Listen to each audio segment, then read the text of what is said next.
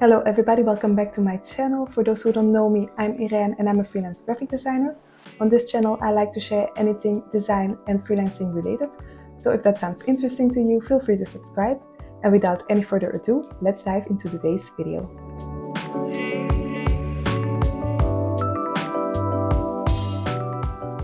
Today I wanted to share a topic that is close to my heart. For those who have met me or spoken with me before, it is no secret that I fall on the shyer or more introverted side of the personality spectrum. Unfortunately, this has made me to believe on multiple occasions that being introverted and an entrepreneur don't go together. People would tell me phrases like, you have to sell yourself or you have to network and make connections, and I would feel sick to my stomach. And although those things are true, I still feel there are different ways to do this. So in this video, I want to share some tips that have helped me and I still use to this day. And hopefully this video is helpful for someone who has had the same or similar experiences as me.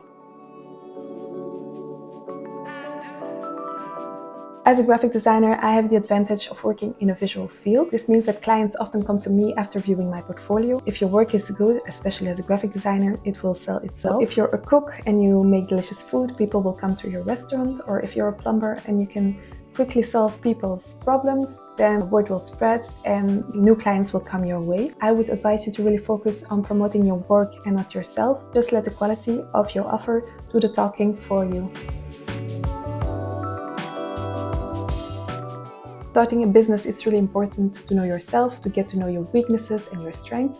I, for example, am working as a freelancer, and in theory I could do my own bookkeeping, but I hate administrative work and I'm not so good with the financial side of my business. I got myself one of those creative brains, so I hire an accountant that does that for me. I want to focus as much as possible on the creative side of my business. Another person could be really passionate about that part of their business and learn a lot about tax optimization and therefore do their own bookkeeping, but that's not me. Or if you're not really organized and often get mix-ups in your schedule, try to find the right tool or people who can help you with that. As an introvert, meetings are really draining for me. I have to recharge after a meeting, so I make sure to spread them out and not have too many meetings on the same day or in the same week. This may not be a problem for more extroverted people. They could get super energized or inspired after doing meetings, and as a result, book multiple meetings on the same day without having a problem. As I've mentioned before, I'm horrible at selling myself with some kind of persuasive sales pitch.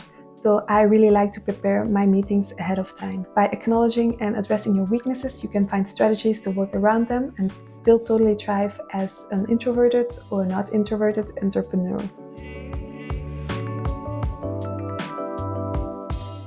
After getting to know yourself and your weaknesses, you can also use your strengths. For example, me being less of a speaker makes me a better listener, I think. While other more extroverted people are speaking or telling their stories, I tend to be observing. This enables me to pick up on things that others would maybe miss, small things or remarks that people say or do. I can think things like, hey, they've mentioned this twice, so this must be important to them.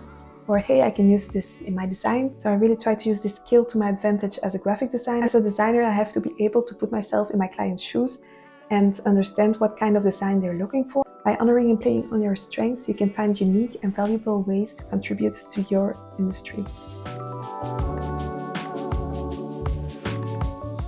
Thank you for taking the time to watch this video. I hope it was helpful. I hope you got out a few tips that can maybe give you the confidence to start your own business. If you enjoyed this video, please like and subscribe. I would love to hear your stories and experiences in the comments, and I will see you in my next video. Bye!